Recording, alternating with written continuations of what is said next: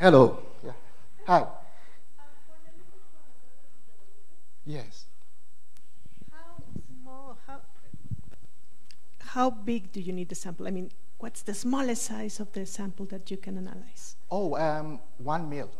1 mil? Yes, that's it. Okay. So I normally we do extraction. So we take the beef and then we extract the lipids. And then we do a cleanup and solid phase extraction.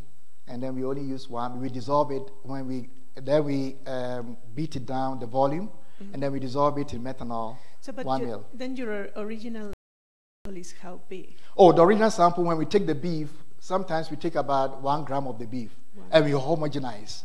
Okay. Then we add a solvent, yeah. We want to use a technique like that for corals. Oh, okay. So we were thinking about that because they said lipids are a good indicator of health for corals. Yes, exactly. Yeah. So I was wondering because 1 gram should be good to start with, I think. Okay. Yeah. 1 gram is usually very good. And if you need some more, the challenge comes in when you are doing maybe the cleanup, the SP, and so on. And if you realize that the 1 gram is too small with your SP, I would recommend go to 2 grams. Okay. Yeah, and I think you should be fine. Yeah. We were fine with 1 gram. Well, we don't do Phase. If the concentration, right, compared to rotenone at the bottom of the lake. Yes, actually what happens is as you go lower, it gets smaller.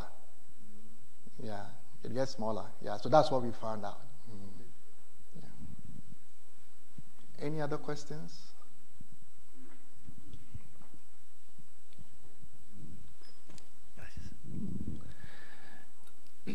Again with rotenone. Yes. And what happened if the concentration of rotenone is still high in the lake?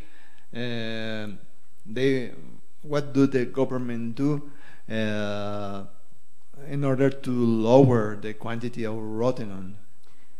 Interesting question as well. Rotenone naturally degrades with sunlight. Right? So it has natural degradation with time. And in fact, the half-life is very short. So it naturally degrades by itself with time. So from our work that we did, I didn't present another part of the work. We did the LCMS. After about 4 months, the rotenone is actually below 40 parts per billion. And the government of Canada requires that the rotenone should be below 40 parts per billion. So by 4 months, it's gone. And if it doesn't, right, you can also use UV light. UV light will also degrade rotenone. So in the industry, in the ministry, sometimes if they have like a rotenone which is stubborn, right, they actually can use UV light to degrade it. Yeah.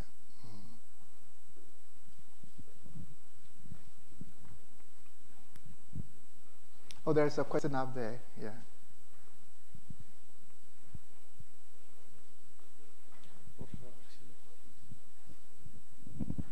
And also, maybe I will add a point before the lady asks a question. Another point that I'll add is the one main reason why the government really wants the monitoring to be done is not necessarily the fish alone, but the other aquatic invertebrates, like the frogs. You saw that fish had a frog inside the stomach, right? So there are other stuff there too. The government wants to make sure that those are also protected, not only the fish. Well, the question is exactly related with the persistence of rotenone in the environment. Yeah. It's true the rotenone can be reduced to 0 in water, but it's it can be bioaccumulated, has a big rate of bioaccumulation, and also the persistence in organic carbon in sediments could be possible. In that case, I know you have some research about the maintenance. Yeah, it needs to be done. Yeah, it needs to be done. And in fact, even the soils, right? The soils around the lakes. Yeah, exactly. We need to be able to see if there is something leaching into the soils, right? Yeah, all those.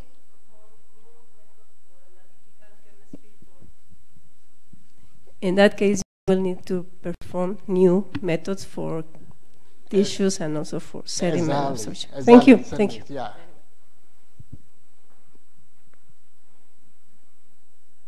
Any other question?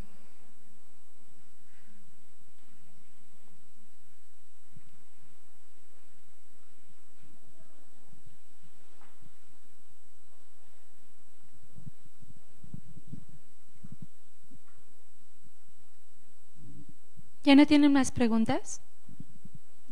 Bueno, en estos momentos pedimos al coordinador del Centro de Conjunto de Investigaciones en Química Sustentable, Raúl Alberto Morales Luqui, haga entrega de reconocimiento y obsequio institucional a nuestro conferencista.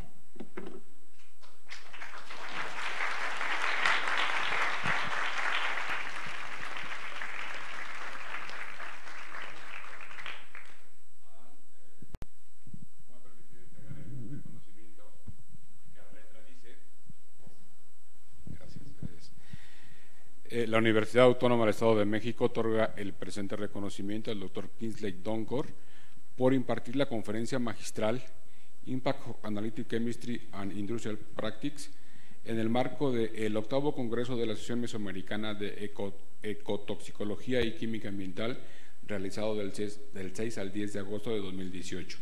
Toluca, México, 8 de agosto de 2018, y signa nuestro rector, doctor en educación, Alfredo Barrera Vaca.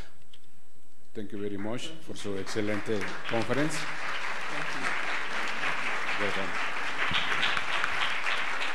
Asimismo,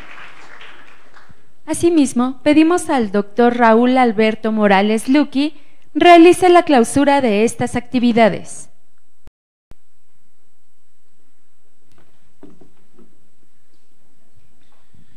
Pues siendo las 10:51 de la mañana del día 8, damos por concluida la ceremonia de inauguración y damos paso a los trabajos relacionados con el VIII Congreso de Toxicología. Enhorabuena, sean ustedes bienvenidos, estamos para servirles y apoyarlos en cualquier cosa que nosotros podamos, y estamos muy contentos de tenerlos aquí. Patria, ciencia y trabajo. Gracias.